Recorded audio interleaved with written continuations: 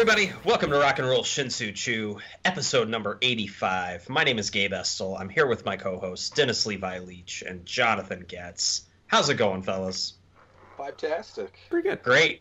Glad to hear it. I'd like to welcome everybody back. Tonight, we've got a very special guest who was kind enough to share some time and some stories with us. She's designed some iconic album covers, including Van Halen's 1984. She's worked on album cover projects for Stevie Wonder, Rick James, the Doobie Brothers, Fleetwood Mac, and legions more. So she's really designed some great work. Before we get into the interview with Margo Nahas, Levi's going to share a little bit about how he linked up with Margo. So I'll go ahead and kick it over to Levi, who you can follow on Instagram at Vinyl Beast, because that's really where the story has its origins. Go ahead, Levi. Yeah, I post a lot of photos of different records, album covers, art, things like that, and Margo had randomly liked some of the pictures, throughout my Instagram history.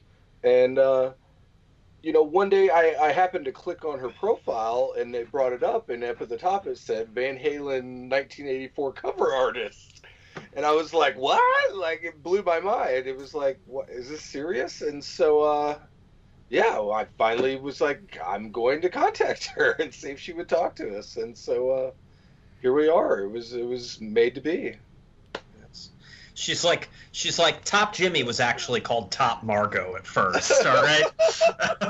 But anyway, that's awesome, man. So I hope everybody enjoys this interview with Margo Nahas. I want to share some of the other work that she's done. She was part of the design firm with her husband and her brother-in-law, and they designed some of the fonts and the calligraphy and logos for a lot of really iconic works, including Fleetwood Mac's Rumors. They also helped design, if I'm not mistaken here, guys, Tom Petty and the Heartbreakers guitar logo on the debut record. Mm-hmm.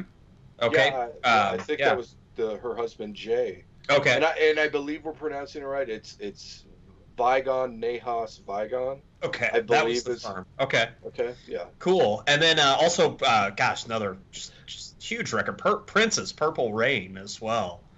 That design firm constructed that. So really throughout the 70s and 80s, just some of the biggest albums. She said that at one point in the interview, she mentions that they had, I forget what year it was, but they had designed the album covers of the top 3 albums of that particular year. I forget which. It was a year in the 80s. Or like 3 #1 albums or something like that. It was the Autograph record, 1984, and then Purple Rain.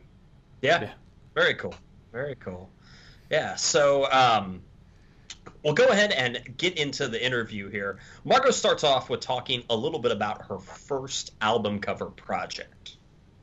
So the first album I did, I was still in college at Art Center College of Design, and I was introduced to one of the teachers, and the teachers at the school were mostly professionals, and they would give up, say, a day or night to teach some classes. And one of them looked at my portfolio at that time, and I had established pretty much of a style. You really have to have a style. At least one style. You have to have a style to your artwork or your photography. Otherwise, nobody would ever know how to hire you and for what. So I had a style then. He looked at my portfolio. His name was Roland Young. And he said, I'd like you to go look at, and I can't remember his name. I should look that up too. So-and-so at Warner Brothers Records. And I said, okay, great. So I went over there and had an interview, and he said, I think I might have something for you. And can you please go see this manager of Seals Crofts? I don't know if you've heard of them. Yeah, absolutely. Okay, so I went over and had a meeting with Seals Crofts manager, who I wasn't ready for. It was in this very, very large room and she sat in the middle of this large room at a huge desk, completely carved, and she just sat there smoking like the biggest cigar I'd ever seen in my life. It's kind of like an intimidation thing almost. Wow. And it's like, yeah, here I am. Like, I don't even think I'm 20. And it's like, whoa. I mean, she started talking to me. Honestly, I did not hear a thing what she said, but I just said, sure, I can do it. I was really intimidated. You're absolutely right. And so I put together this illustration. They accepted it, and then all of a sudden I realized years and years later it was called Unborn Child. Yeah. And yes, and so years later I realized it was an anti-abortion album, and there's nothing wrong with that, absolutely at all. But it was like, yeah. And I should have listened to what she was saying. Well. I don't think a lot of people who were in the mainstream listening to Seals and Croft realized how devout they were in their religion. And if I'm right, I think it was it like Baha'i? Is that how you pronounce Baha'i. it? Yeah, Baha'i. They were very religious. Yeah. And I looked that up actually years later as well. It's a beautiful religion. It actually is. And there's millions of followers. Yeah. I thought it was this little tiny one because, it's L.A. Yeah. I was in Los Angeles, and it's like everybody had their own religion there. Right. There's a lot of little cults, right? Yes, there are. And so I just thought it was a little cult that they belonged to. And then I found out, no, it's a huge cult, and they have millions and millions of followers, or millions of followers and millions of dollars. Yeah. So, regardless of what you think of the topic, it was brave of them at the height of their popularity to come out with that, Oh, my God. Well, I'd never really heard about it. Yeah. I knew about abortions, but I really had no idea that they were making a statement. Honestly. So, and there they did, and it really became much more popular years later. Well, so yeah, I mean, that lets us into kind of my question is, your first cover art presentation, then you were mainly dealing with managers or artists, or did it always vary? It varied. All the time it varied. And that was the first time, and I can't remember the date on that. I wish I did. I could go and look at the album cover, which I do have. I could, if you want me to. 1974 was Unborn Child. Okay, perfect. So you have it for me. 1974. Yeah. And that's where I saw it. I don't recall seeing it on a billboard, but I saw it in a lot of periodicals, sort of news things like that. So it was kind of mixed emotions because, or was it mixed emotions when you saw it? But then was there like controversy surrounding the context of it being shown? I have no idea. Oh, okay. I have no idea, and you'll hear me say that all along because I think I was just in the dark. I lived those years in the dark in my studio just illustrating, and that was it.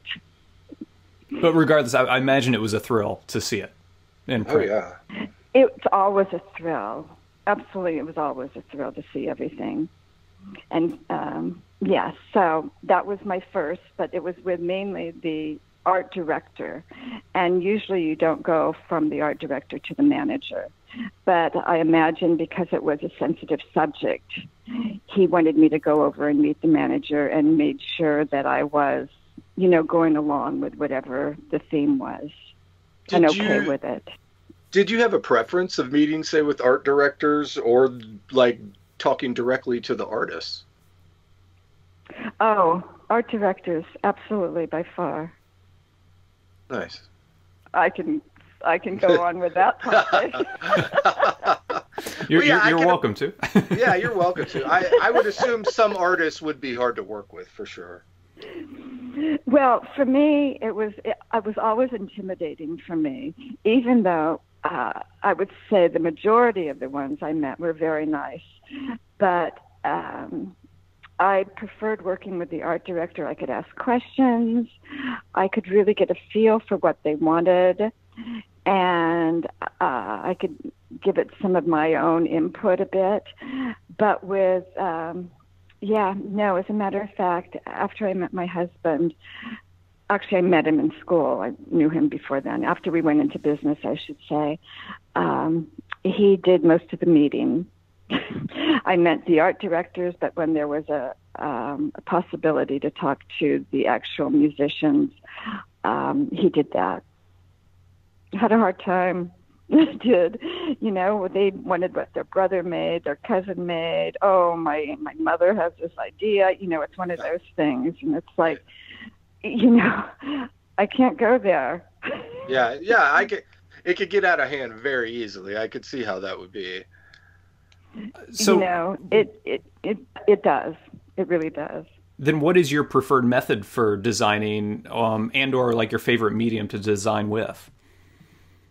Well, I'm an airbrush illustrator, so I would sketch everything out, usually in pencil, and then I think I would just, I can't even recall showing sketches to many art directors.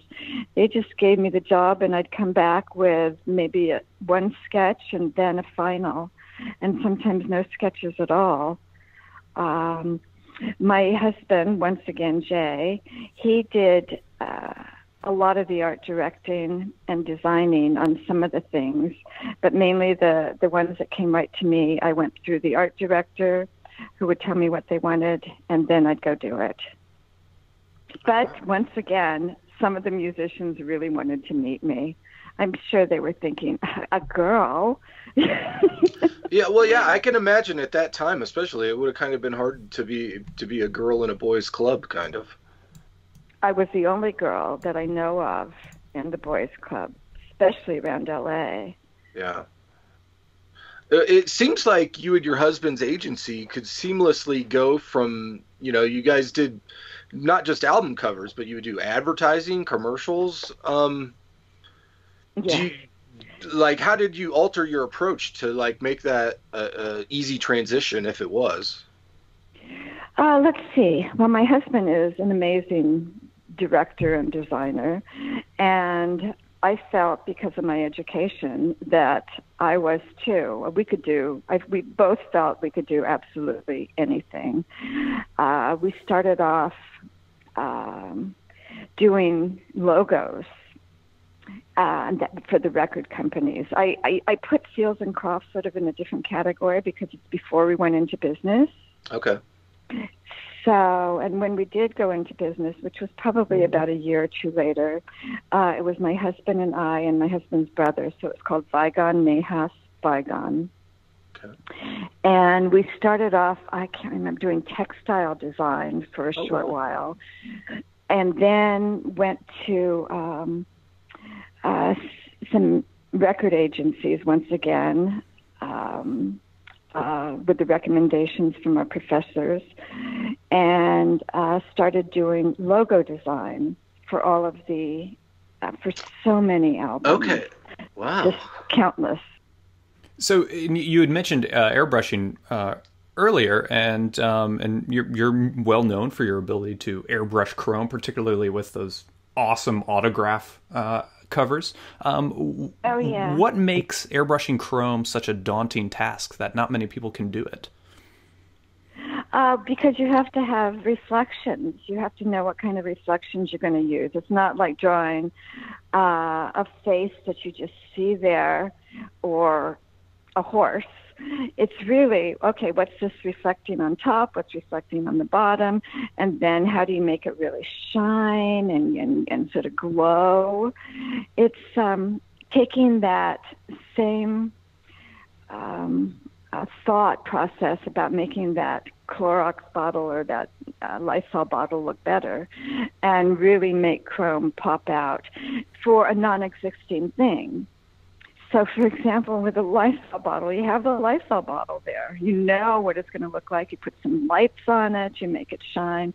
But with a Chrome figure or a hand or whatever, you have no subject that you could photograph. Yeah. Yeah, they're great covers. Thank you. Do you know, not necessarily with autograph per se, but do you have to connect with music in order to design a good cover, or does it help? I mean, connect with the band's music? Like, do you ever listen to the music before designing, or is it just, here's a concept, could you please design? I knew you would ask me this because it really makes me look bad. No, we don't judge. I mean, and sometimes, you know, I totally get that. I worked at a sign shop, and I wasn't connected with every sign I made.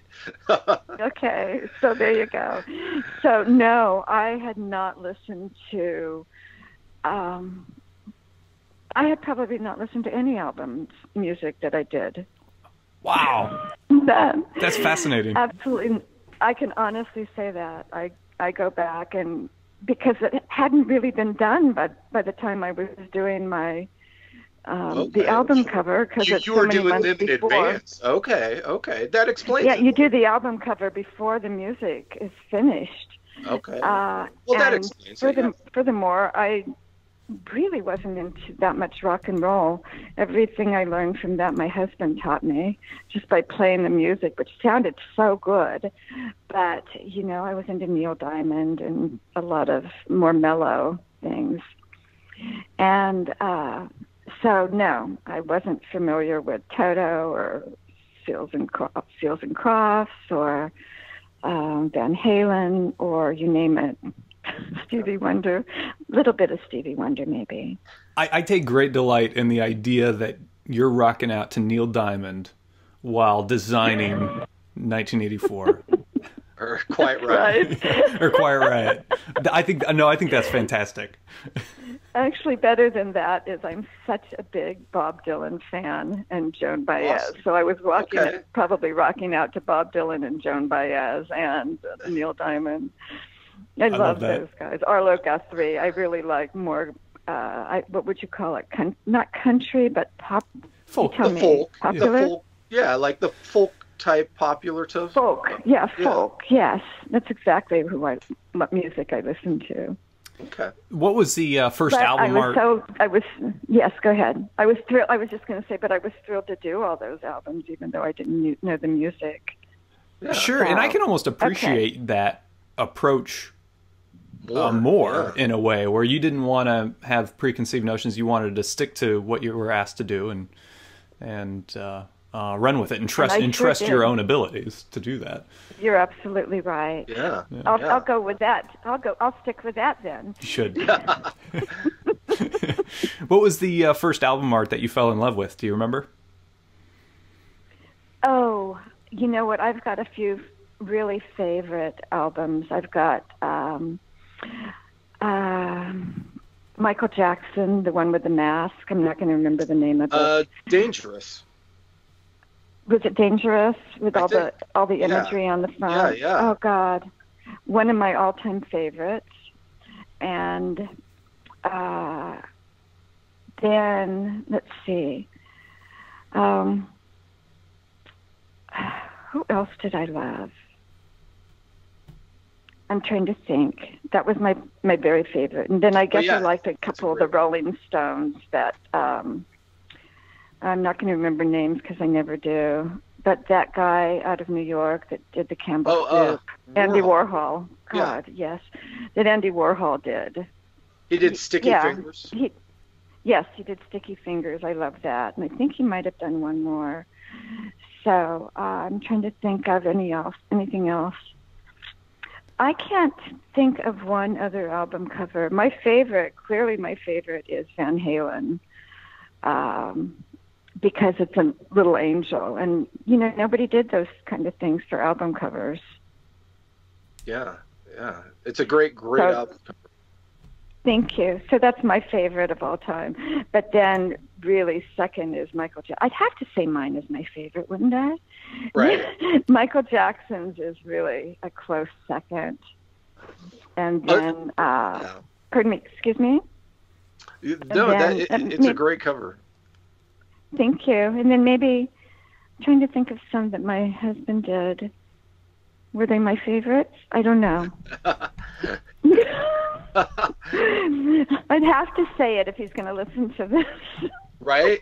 Everyone he ever did is your favorite. There you have it. We said Why didn't I think of that? Yeah, a second ago we mentioned Quiet Riot. You know, what kind of direction did you receive for those 2 covers that you designed? I didn't do those 2 covers. Oh, okay. Because my illustrations were not right. Okay. And that was a thing that I totally understood. If my illustration was right for a project, I would do it. If it wasn't right, you know, clearly my husband and I said, you know, you get the right person to do it. And I can't remember the guy's name who did it, but my husband had the concept because he was the art director on those 2 for Pasha, Pasha Records. Yeah. Pasha. Yeah. And so he told the guy what to do, and my husband did the logos for the albums. He put them all together, and he came up with the concept. Mm-hmm. So that's what an art director does, and that's exactly what they do when I did an illustration. Is, you know, they'd come up with a concept, they'd tell you what they wanted, you do the illustration, but then they put it together, and they either got my husband to do the logo, or they did it themselves, and that was it. Okay. Or usually. So after we did the textiles and got into doing the names, the logos for the albums, the music companies had a little bit more faith in us. You know, Capitol and Warner Brothers and Sony and everything. They'd give us the whole album to do then. Which was great. And then along with that, my husband went into business with somebody else. After a while, I think I had a baby. I'm not quite sure if it was before that. I think it was before that because I said I just didn't want to be in an advertising or a company anymore. I just wanted to do my work at home in my studio. Mm-hmm. And so then is when my husband opened up another agency. He opened it up with Rick Serini, who was one of the art directors at Warner Brothers. And so that's primarily where they got a lot of the album covers that they did totally as well. And those included from beginning to end. Fleetwood Mac's Tusk. Were you involved with that album cover design? The Fleetwood Mac was through our agency with Vigon Nahas Vigon. Okay. And that album, which my husband would be better. See, this is right. You need to talk to him as well. That album cover lasted over, I think, a 15 or 18 month period. Oh wow! Because we had worked previously on both of the albums. I think Larry, Jay's brother, did the lettering on Rumors, and then there was one other before that. And by that time, we had become pretty good friends with the group. And so they asked Jay and Larry, and that's when, for example, if you did an album cover before and the group liked you, they may easily just go to you the next time. And that's basically what happened. Okay. And so they worked on it. They came up with the concepts, and it was pretty elaborate, extremely elaborate. And that I'll let you talk to him, though. And they used Peter Beard, this fantastic photographer from New York. You could look him up. He's pretty well known now. He lives in Africa. And let's see. And I got a famous photographer to do the photography on the group. And then, all these special effects. It was great.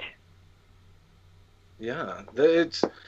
We mentioned it just a minute ago. What was your original inspiration behind the now iconic 1984 Van Halen cover? I didn't have an original inspiration. They called me, Warner Brothers did, and asked me if I would do 4 dancing chrome women on the front cover for Van Halen. And of course it's because I had done chrome for them before and probably chrome for everybody else. And so I said, no, I couldn't do it, but I thanked him. I said, it's just, I thought about it for a millisecond, and I thought 4 dancing chrome women. Are you kidding me? Well, yeah, just like the reflections and everything involved in that would be a nightmare. I couldn't comprehend. I could not comprehend. I couldn't even get it in my head how to do 4 dancing chrome women, and I just said no thanks. But I think it was Rick Serini. He was not going to give up, and so he called up my husband and asked him if he would take my portfolio over to the group the next day. And I remember being a little bit annoyed.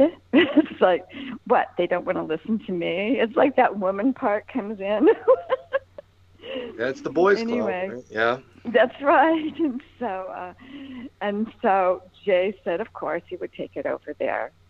And, they just thumbed through my portfolio, and they stopped on the only piece that was actually usable in my portfolio, because I had done that basically for me for a divider page for a company in town, but it was just used as a divider page. They couldn't keep the art or anything. So I retained everything, all the rights to that, and so it was mine. But everything else in my portfolio had been sold to some company or through an agency and owned by somebody else, which of course they couldn't buy. So luckily they stopped on that picture, and pretty exciting. Yeah, the rest is history. Yes, it is. And you kept the rights to that photo even after it was used for the album cover, is that right? Yes, I had done so many illustrations by that time, and people in those days, they would keep the illustration. They'd say, well, we bought it, it was work for hire, it's ours. And even though I wanted it, I loved those Lysol things I did, but they wouldn't give them back. Yeah. So literally they kept the illustrations. So I knew by that time I wasn't going to sell another illustration and just give it away. And so I kept it. I said, yes, you could use it, but I'll keep all the rights to it. And they really respected that up until this day. And I've really respected the artwork for Van Halen as well. I haven't, let anybody use it, even though I'm asked countless times.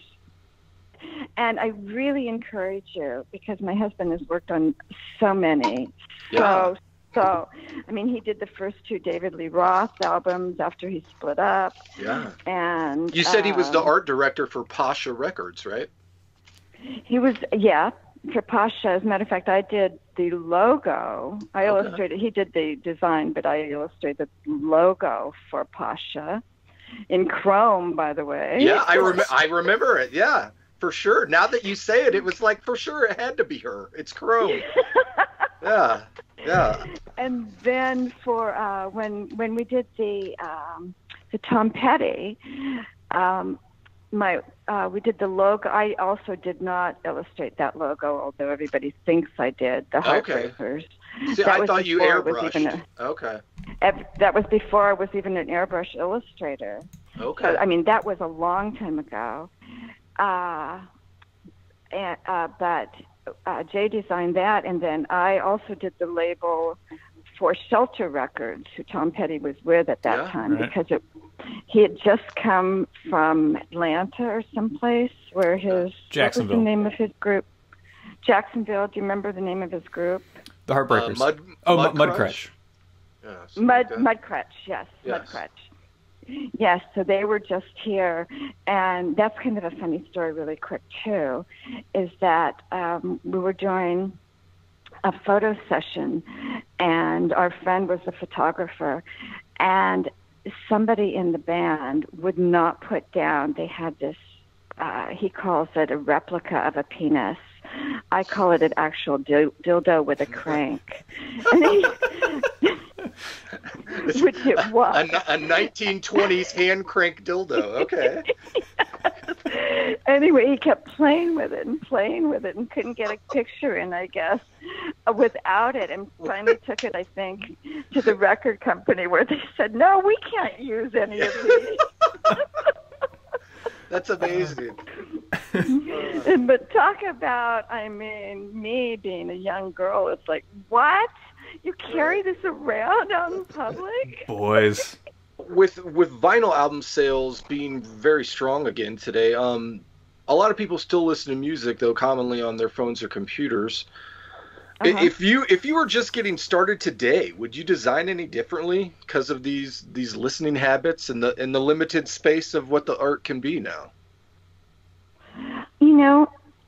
What I would do is exactly what I did then. Is I really like up close illustrations. I wouldn't put a landscape on one. Yeah. I wouldn't put a whole, say living room on one. I would just get something very big, very close up, and focus in on it, just like the baby. Okay, yeah. That's where I came from. Almost everything I did was up close because I wanted it to look really real up close. That makes sense. So yeah. I wouldn't do anything differently. But if somebody else wants to, they can do whatever they want. Maybe they have different thoughts about that as well. But I think that when you have such a small area to work in, it really has to be very simple. You were already prepared for the 21st century and album consumption. You were thinking ahead almost. Yeah. Perhaps I was. Everything gets too detailed. Mona Lisa. Or Jesus that just sold for $350 million. Sure. Yeah. Do you ever keep unapproved designs that you might have personally liked better than what was ultimately approved?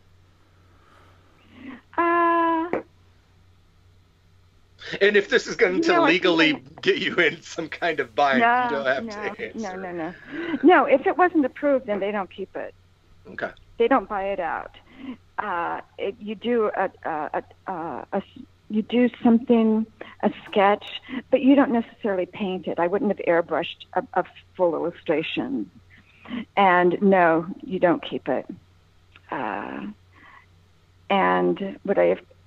They don't keep it. So either you keep it or you, whatever you do, want to do with it. So I do have one or two, but mostly I didn't like to work that way. As a matter of fact, the only time they ever work like that is with me is through movie posters. They'd have, maybe 10 people do a movie poster. They had so much money, and they paid everybody for them, and then they'd put them in front of somebody, whoever, the executive producer, whatever, of the movie, and they say, which one do you like best? And I hated that, absolutely hated that. So I didn't do a lot, but the few I did. One of your most famous is the Fright Night Part 2, am I correct, I think? Yes. Yeah, it's a great one. That's a real famous one also, because the company I did it for, it was a movie poster company. There is quite a few probably still in LA, but they wanted it very, very simple. They just wanted the eyes and the lips and the teeth.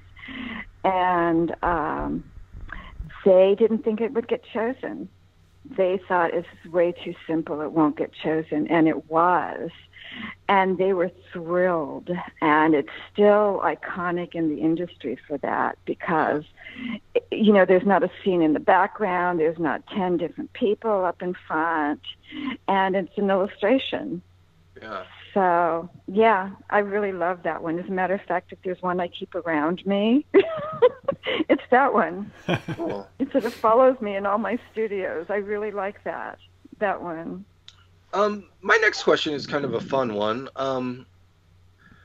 Say a Lost Beatles album is unearthed, and Paul McCartney asks you to design the cover. Without hearing the music or anything, what potential cover art pops into your head? Oh. Yes, to put you on the spot, right? Yeah. McCartney needs this by 4 o'clock. You know what? That sounds like some of the art directors. Right. Yeah, we don't need the whole package. We just need a concept by 4 o'clock. God, I don't know. What would I do? I have no idea. I'd probably do something. I'm just throwing this out. I'd probably do something I want to do now. I want to do Mary. I want to do a Jesus or a Mary. Okay. You know, with the baby Jesus and Mary. That'd be heavy. Would just, you know, two of them are gone, and where do you go from there? Right. You just sort of, half of it is spiritual and half of it is, I mean, if you're into that, half of it, I would hope that there's spirits up there somewhere. But certainly half of them are spirits. The other two are still living, but, you know, how do you represent them? Yeah, true. Yeah, we didn't think about that heaviness side of it. I'm so sorry. Was that still a fun question for you? Oh, yeah. It turned serious. Existential, even. Yeah, yes, you're right. So that's what I would do. And then I'd do something kind of out of context, whatever that would be. Okay. I'd have her have a guitar in the background. I'm not quite sure. Probably something like that. Okay. Have a guitar leaning up against the wall or the cabin where he was born or wherever they lived, and make that up, though. Okay. What are the favorite album covers that you didn't create, that you wished you had? Well, I really would have liked to do one for Prince. I really would have. Because I love his music, still do. And yeah, talk about somebody. God, I listened to Prince. I should have done his music, his album cover. I would have known what I was doing. Now, did your husband's firm do one for him at one time? My husband, no, that was before his firm. Okay. And my husband did all the lettering. He designed the alphabet. And put the lettering together for. As a matter of fact, he's got a book out that you could get only off of his site. But it shows where the lettering. It shows where the lettering started. Okay. You could see some rough sketches to where it ended, and it's really fascinating to see his work because he does so many. Does tons of sketches, and he still sketches all the time. But he'd sketch, and then he's the kind of person that would turn like 5 or 6 or 10 or 20 sketches into the design firm. And they'd say, oh, we like this one, go ahead to a finish. And then it would go into color. And so I don't know whether he did that, but I know that he designed the whole alphabet for the album and for the movie. Very cool. Wow. Yeah. And one of the things I learned in doing an interview with someone is that in 1984, we worked on like 3 of the #1 albums, which is Van Halen, Autograph, or their number, or their biggest hit, and Prince Purple Rain. Right. I actually was impressed by that, and I just learned it a couple of years ago. Yeah, that's impressive. Very. Yeah. Well done. Jeez. I know. Thank you. You couldn't go far at the Tower Records without running into a Nahas vegan, could you? No, that's right. That's right. We actually did about 80 albums, if not. My husband thinks more, because sometimes he did a series of 14 altogether, I think, in some jazz series. But yeah, we did a lot, and I only get impressed now. I wasn't impressed then, and it's like it's too late to be obnoxious about it. Anyway, I can't think of who else would I want to do an album or if for. there's like, say there was ever an album you would like to redesign, one of your own or someone else's, where you're like, man, I thought of something later, or I think I could have done that better, or is there ever one of those cases? Probably a lot. Probably a whole lot. But you know what? I try to not go there. Right. It's like a waste of my thinking process. Yeah. But I would say there's so many albums that I would like to have redone. Yeah. So, but I can't think of them off the top of my head. Well, it's both the musicians and the graphic artists probably think similarly after they release the album. They think, oh, I should have done this different or this different, but that's just the artist mindset. So we're all guilty of that. Yeah, there was an album. Go ahead. No, yeah, you could go ahead. Well, there was an album that my husband was asked to do on Simon and Garfunkel. It was concert in the park, in Central Park. Oh, yeah, I remember that. Yep. Do you? Well, anyway, he presented this gorgeous, it was just magnificent black and white photograph. It was panoramic, so it was going to be a double album on the outside. And it showed all of Central Park and then the skyline, the New York skyline behind it. And it was so sensational. And he turned it in, and the first thing that was said is, no, they decided on portraits. It's like, I was so upset. I had never been more upset. It's like, these guys weren't new. Everybody knew what they look like. Come on, give it a piece of beautiful art instead. But I think every one of their albums was horrible. That could go down in album history. Yeah, I agree. Yeah, they could have they could have looked past their own vanity for those portraits and let Central Park shine. It wasn't exactly they weren't exactly like David Lee Roth, all primped on the cover. They didn't venture out of their comfort zone. No. And that's the unfortunate thing is, not a lot of people are brave enough to do that. Most people want a picture and they will go down. Look at Emmylou Harris. Is she on the front of every single one of her albums? Mm-hmm. Yeah, I think you're right. Yeah. I mean, just go through the list. It's really unfortunate. Yeah, it's nice when they can let the art kind of take the lead, especially when they were doing the work in the vinyl format. Yes. When you had 12 inches to create, Not to mention the inside and the back. Yeah. Oh my God. I can't tell you how many people tell me how much they miss that. Even me. I mean, I was one of those who would sit down, Jay would sit down and put it on, and we'd look at, oh God, the lyrics. Oh my God. Now I have to look them up most of the time.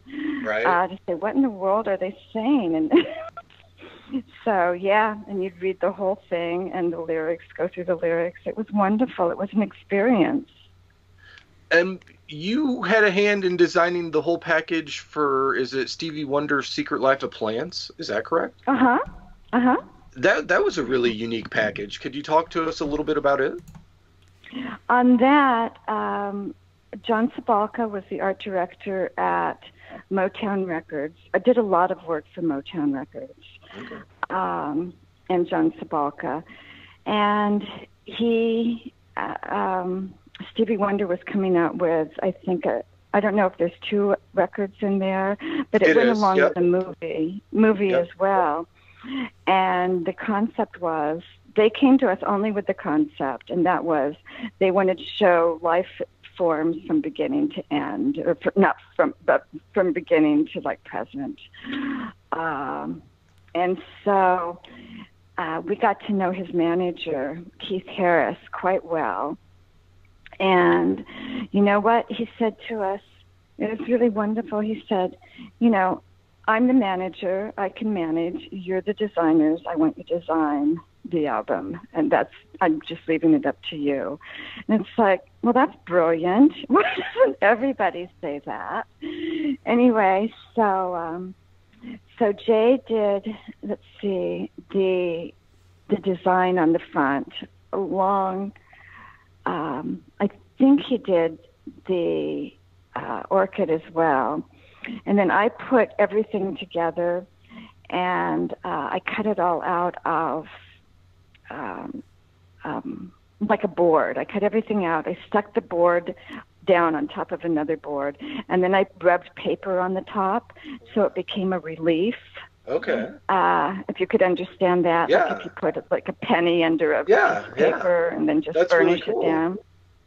And so I made a sample of that, and we went and met Keith and Stevie, which was awesome to meet Stevie Wonder, and took a ride in his Rolls Royce, and Keith just rode us around while Stevie was feeling the album and the flowers and the type and everything up on top. It was all reliefed. Because it had Braille, right? And then after that, I didn't put the Braille in. Okay. But after that, it was Keith's idea to put the Braille in at the bottom and explain exactly what the picture was on the front of the album of an orchid. He said above you is a picture of an orchid, and he can remember it verbatim. But then when you opened it up, they had this like flower scent to it. It was so beautiful in the beginning. Oh my God! The whole design, the whole package is just amazing. Yeah, and to me that the whole design and package and the scent, and that it's just so far ahead of its time to me. It really was. It was so nice. And you know what else was ahead of Van Halen was ahead of its time also, because it was interesting that nowadays you couldn't possibly put a baby smoking a candy cigarette or any kind of anything, or a piece of paper, I don't know. Right. Yeah, right. Folded up No, you're right. On the album of anything. And at that time, over in Europe and in Japan, those are the 2 I know about, maybe Korea also, they covered up, they airbrushed out. I think it was in Korea something, maybe. I don't know if it was Japan. But they actually airbrushed out the baby smoking or holding the cigarette. Wow. And then in England, they put a rubber sticker on the front of his hand. Okay. So no one would see it. But they could see it, I guess, once they took off the shrink wrap. Yeah. But it's so funny because now in Europe you could do anything. I mean, that would be absolutely fine. Hey, bring on the baby smoking a cigarette. And they also had museums of countless nude people. I mean, everything you want in the picture. All the museums over in Europe. But they wouldn't have that. Now they would have that, but in America we wouldn't, I'm sure. The PC police would be there. Yeah, absolutely. Levi, did you have anything else you wanted to add? No, I think that's it. Thank you so much for joining us. We want to mention that you can get high quality prints and different sizes available at Van Halen 1984 coverart.com, if I'm correct, right, Margo? Absolutely. They're museum quality. They aren't just, they're on really nice paper, and they're actually much more beautiful than you can imagine. And they're lovely. They're just lovely. And I know so many people have really appreciated that I have those for sale. Well, yeah, I'm going to divulge a little secret. I'm almost 40, and there was a time when anytime I would come across a copy of Van Halen 1984, I would buy it. Really? Just because, like, I was drawn to the art, like, as a teenager, as a kid. Like, I've bought and collected records since I was in my early teens. And, like, I was just, there were years where I was just drawn to that record, and I would buy it every chance I saw it. Like, at one time I had 6 or 7 copies, just because Oh, wow. The artwork is so iconic. Did you keep any unopened? No, that would have been wise of me, right? Yes, it would have been. Yes, when we just moved into this place, and we have a whole wall of our album covers. And, I tried to buy a Tom Petty. Do you know how hard that is? Oh, yeah.